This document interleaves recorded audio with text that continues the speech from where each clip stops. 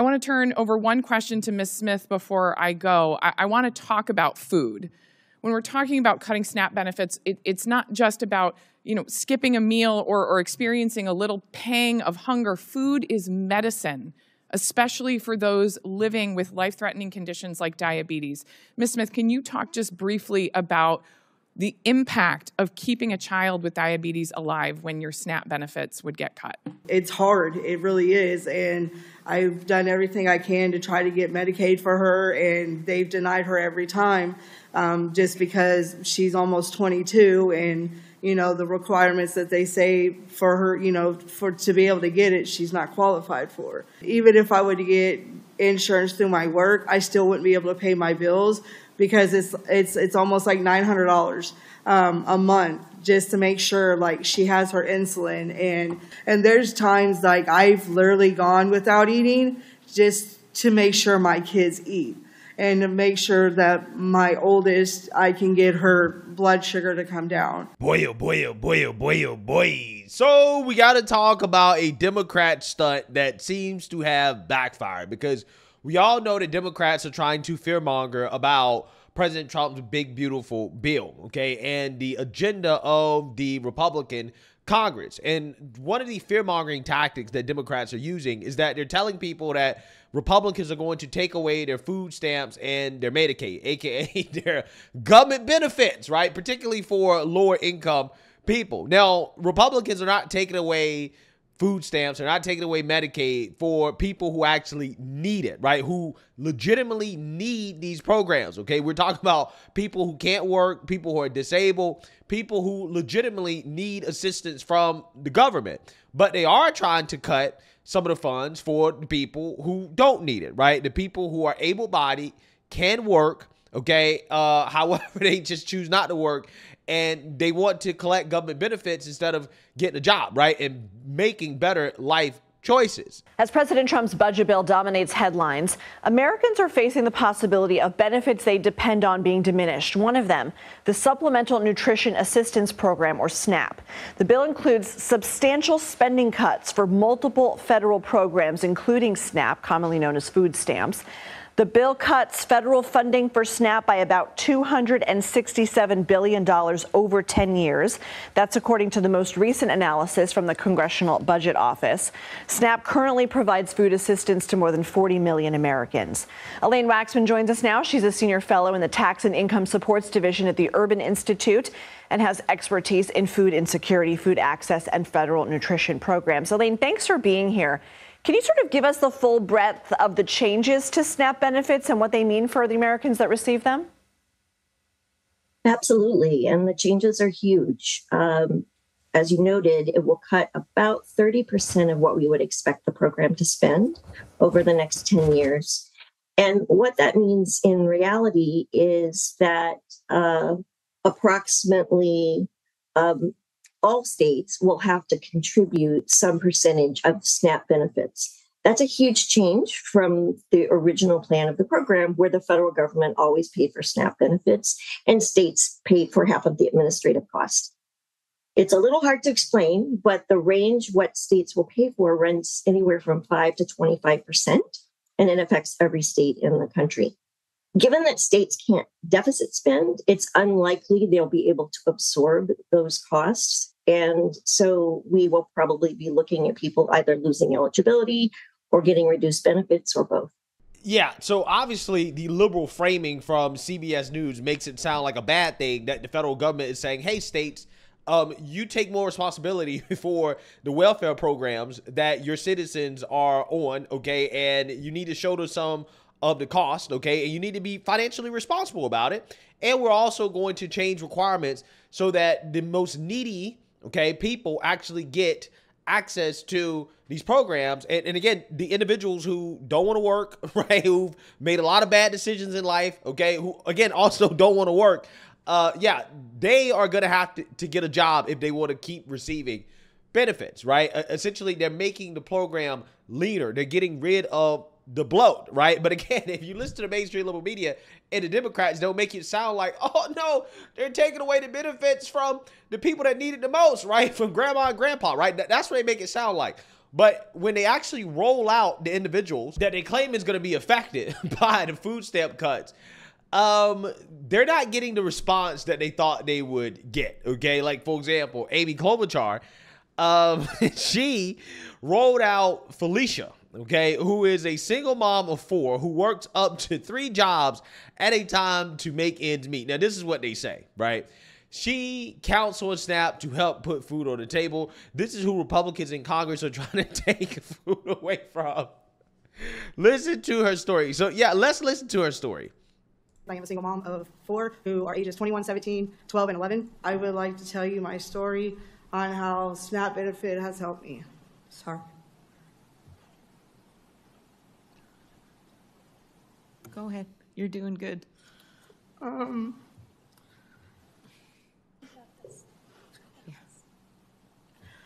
When I had my oldest daughter 21 years ago, I was working 3 jobs. One job alone, I had to pay child care. Another one to pay food, which wasn't enough, and one to pay the bills, and I still struggled a lot.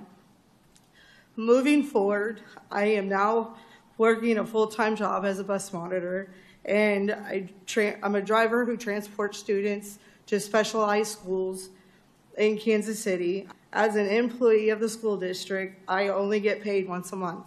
By the time I get my bills paid, I have nothing left to pay for food and other basic needs. If it wasn't for SNAP benefits, I wouldn't be able to feed my children or myself. I work, pay my bills, and like every other mom, I want to be sure that I have enough food to put on the table. Yeah. So again, let's just go ahead and dispel some myths here, right?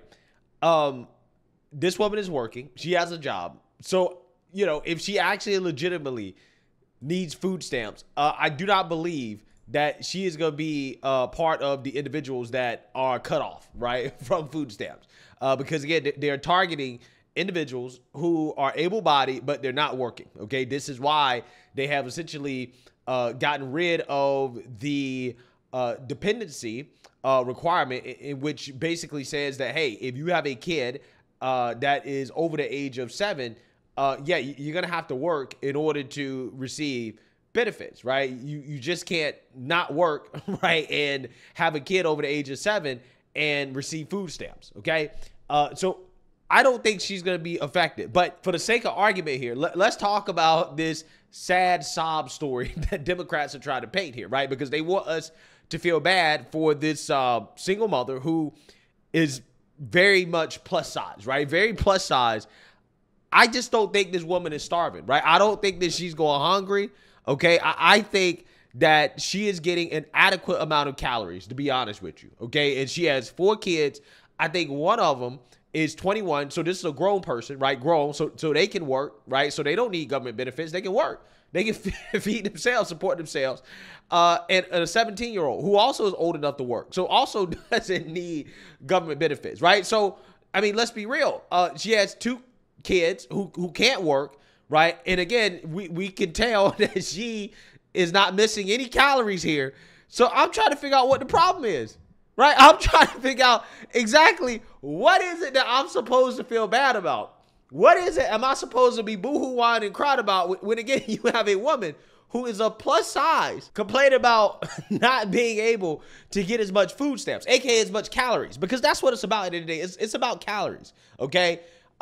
You know, I'm just saying that she personally could probably use less calories and she can shift those calories over to her kids. And I think that that is probably the optimal outcome. Why do I say that? Well, the reason why I say that is because when you look at the statistics for food stamps, for SNAP, for Medicaid, these programs, okay, a lot of the people on these programs just so happen to be obese, okay? And that's not by accident. Like, for example, 42 to 45% of SNAP adults are obese, right? So 45% of the adults on SNAP are obese, almost half, right? That's not an accident, okay? When you look at children, 18 to 22% of children on SNAP are obese. Again, that to me indicates that there are too many calories, right? Like people are getting too much food, right? I mean, that means that people are not starving, right? When you're on these government programs. And then when you look at how that plays into Medicaid, right? So again, you have people who own food stamps. And if you're on food stamps, then they're likely to be on Medicaid. And when you look at the amount of adults on Medicaid, again, the statistics are similar. 40 to 45% of adult Medicaid enrollees are obese, compared to 33% amongst those with private insurance. Now, again, why does this matter? Again, when you talk about the budget, when you talk about the effect that it has on taxpayers, society, well, because we're already paying billions of dollars for the SNAP benefits, okay, for food stamps, right? And then on top of that, the food stamps, again, are essentially leading to people being obese because, again, they're getting too many calories, right? And then look at the cost, the impact that has on Medicaid. Obesity significantly increases the risk of having chronic diseases like diabetes, cardiovascular disease, hypertension, certain cancers, and that results in billions of dollars added to Medicaid each year. We're talking about $60 to $100 billion annually in obesity-related spending for Medicaid and Medicare, right? So when you look at the cost of obesity, again, that is costing us hundreds of billions of dollars per year. But for whatever reason, Democrats think that we shouldn't make changes, right? That we should not incentivize people to eat less to get them off of food stamps so that, again, they take in less calories.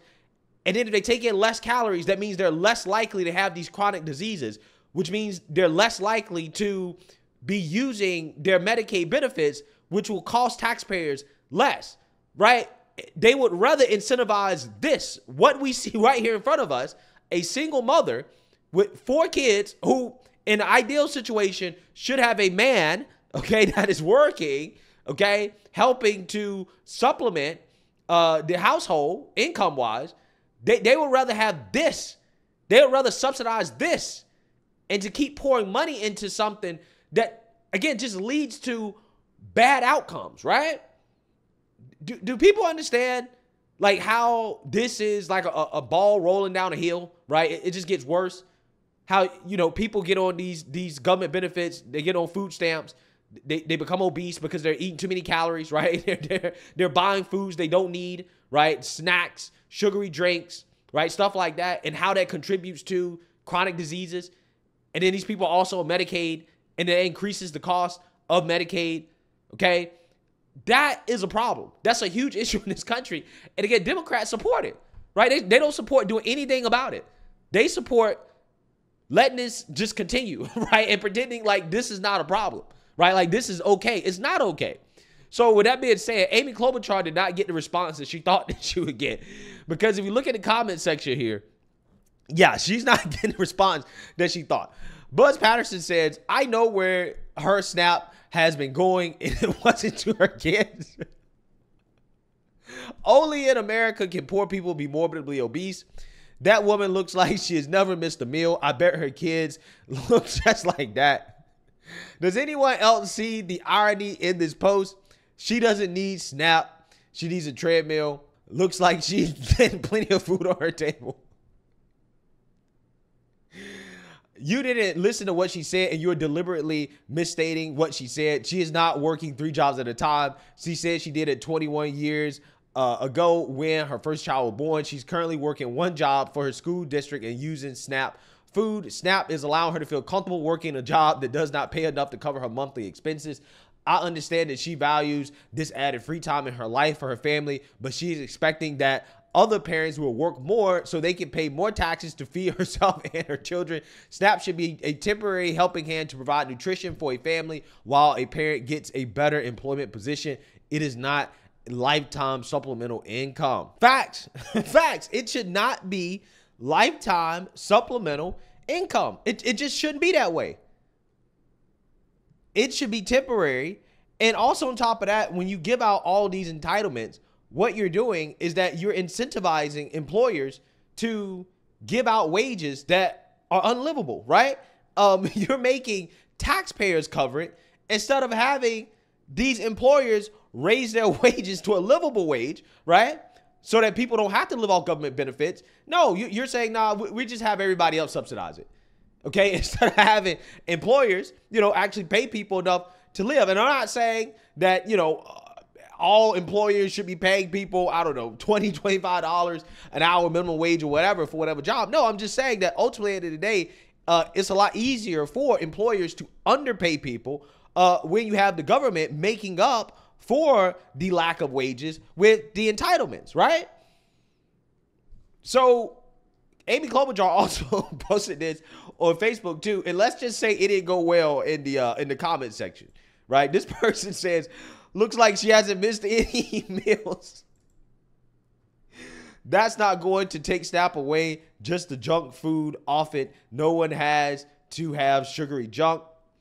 Did the kids ever get any food?